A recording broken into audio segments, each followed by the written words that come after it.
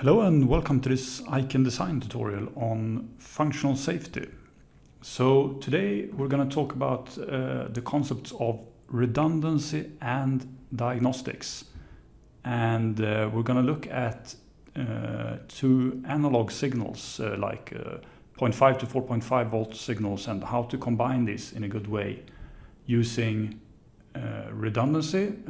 We have the min of abs method as a way to achieve that, and how to achieve good diagnostics using the IQANdesign compare channels. We're going to look at simulation control when we have dual signals that normally should be following each other, and we're going to look at startup and restart conditions.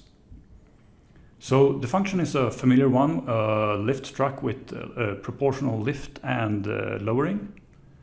The functional safety aspect of this is that we see this as a hold to run function. When the operator lets go of the lever, the movement needs to stop, and it's not supposed to be starting under any other conditions than that the operator is actually actively lifting or lowering.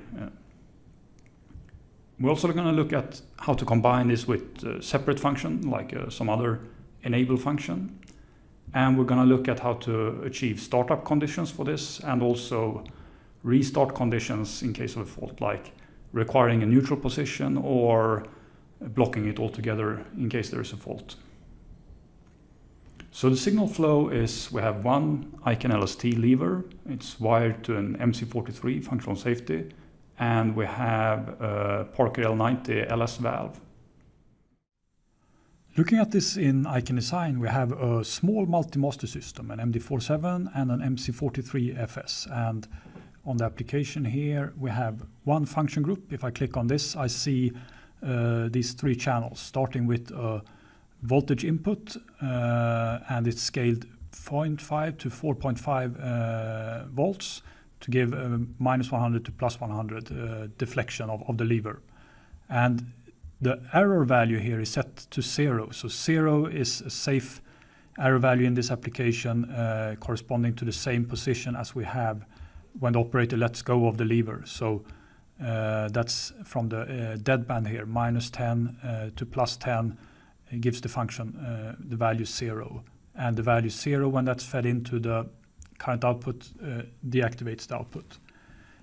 If we look at this current output here with the component navigator, we see it's located on our MC4xFS module with safe outputs. And looking at this one here, let me just show you something from the instruction book here. Just before we continue, let's just pause for a moment and sort of point out the obvious, that this is product and system options that should help you as machine designers to improve upon your design, but obviously you need to spend more time investigating how to make your machine safe enough.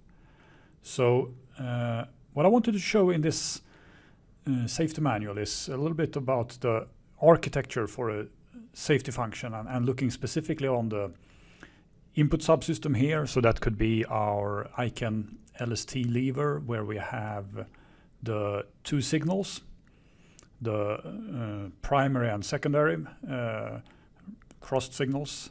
And there's really two ways to use this, and I see a lot of people who use it as a single structures channel with just diagnostics, just using the second signal as for comparison. But what I'd like to show here is how to combine the signals in a better way, using both of the signals as a more redundant structure, or as a fully redundant structure, where we actually it doesn't matter if the diagnostics detects it, we're still gonna get to the safe state, and we're adding diagnostics to that. So let's see how that looks in IQANdesign. So to add a voltage input for the secondary signal, we just double click here, we select the voltage input, and we give it the name joystick lift secondary. And this is going to be scaled so that the min value is +100 and the scaled max is -100. And if we just compare this to what we have before, we see that they are now opposite in how they're scaled. And we put it on the MC43. We could then go to our lift function here, and we had this deadband since before, so we just copy paste this. We set the input to be the joystick lift secondary. And now for a trick here, the method here was default set to max of absolute. We want to take the smallest of the two, so we change this to become min of absolute. So that means that this one will take the smallest of the two. Can also just set our calculation order here so that we sample them or look at values from the same cycle here in the comparison. And we can try and simulate this with the simulate button. So in the simulator, we see the low error here on our signals. We can go in and look at this in the application view, where we can control it from here, but it's nicer to put them in a simulation group. And here we switch between the raw value and the scaled value. And just make this a little bit smaller so we can see in IQANdesign what's going on here. And as we see, this value is activating, but the other one is at 0, and the resulting function is at 0 thanks to the min of abs method. If we take the other one and give it a larger value, then it's still that smaller of the smaller of the two values. That gives us the output. So that's the min of abs method, the smallest absolute value. So the next step will be to add a comparison channel to detect in-range failure. So we can double click here to add a channel. We type compare and we find the analog comparison, because we have two analog values that we're looking at. And let's add the joystick lift and compare this to the joystick lift secondary. And we put a diff check limit in the same unit as these two. And let's name this JS lift check. This channel will be true when the check is okay. And the classic method for just enabling and disable something in an analog channel is to just bring in a dual object in both directions here. So we have limiting plus and minus, and sort out the calculation order here also. So let's simulate this one. So with simulator running here, we see that we have a pop-up message saying JS lift diff check error, and that's the name and status of this comparison channel. So if we just take and change these values so they're closer to each other again, we see that it goes into OK. So it's within that diff check limit of plus minus 25. But it recovered automatically here, and the lift function started activating, and this may not be what the safest way to do things. So let's look at some startup and restart conditions next.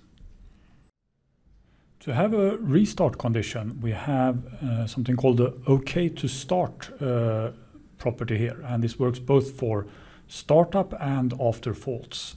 So the functionality we want here is to just check that the joystick is within neutral.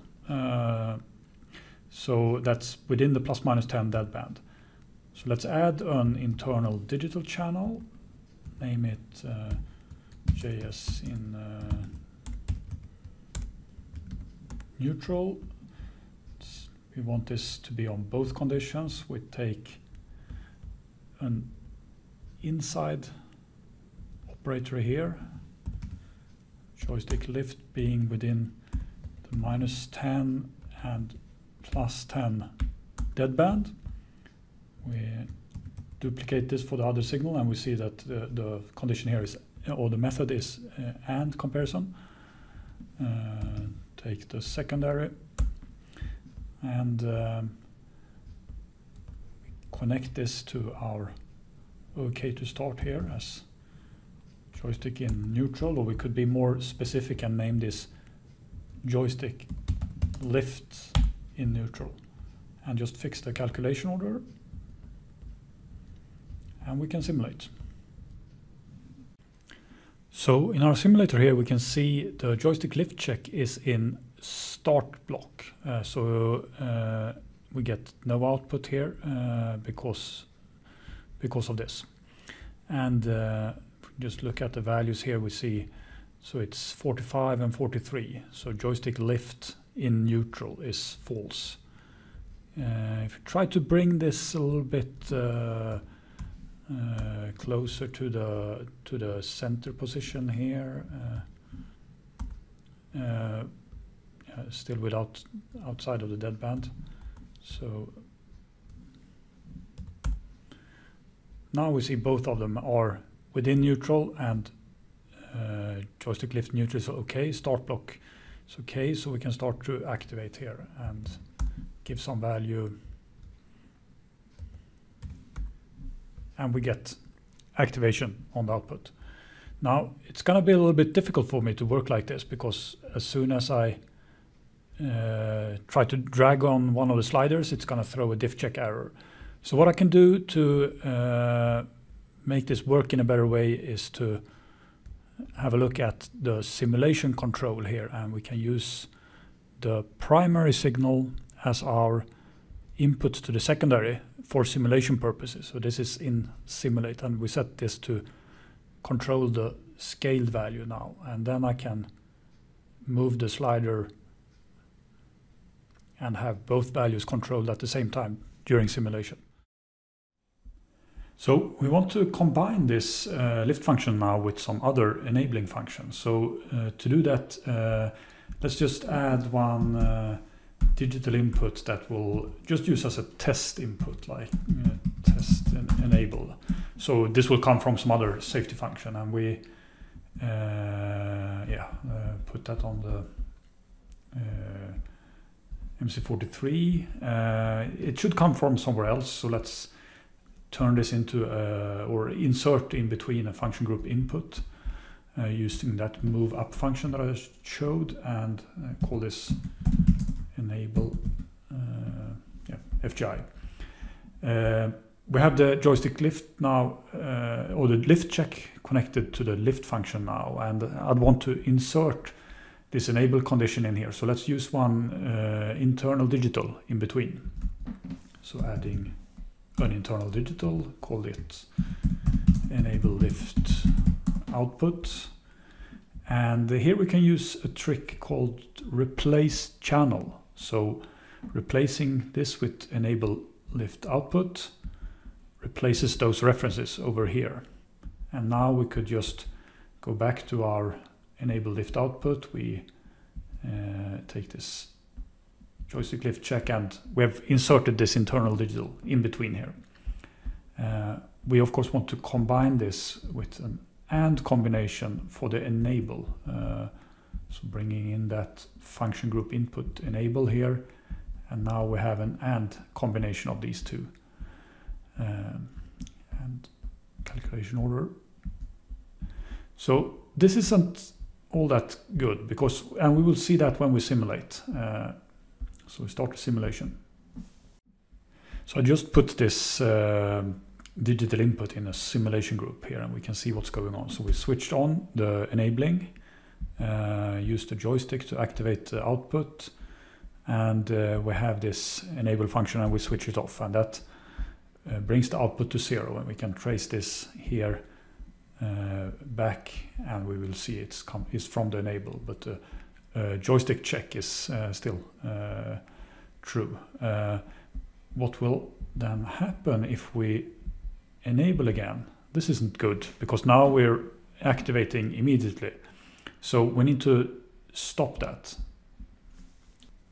Back in edit mode in IQANdesign, we have this property called enable on the compare channel, and here we can connect our enable condition from the FGI, and with this we can now simulate, and we see the difference, and immediately we see that we're starting out now with a start block because we were not in the neutral position. So let's first bring it into the neutral position, and then we can activate. If we disable and enable again, we're back in this start block. So that way we can combine the compare channel with another safety function using this enable property.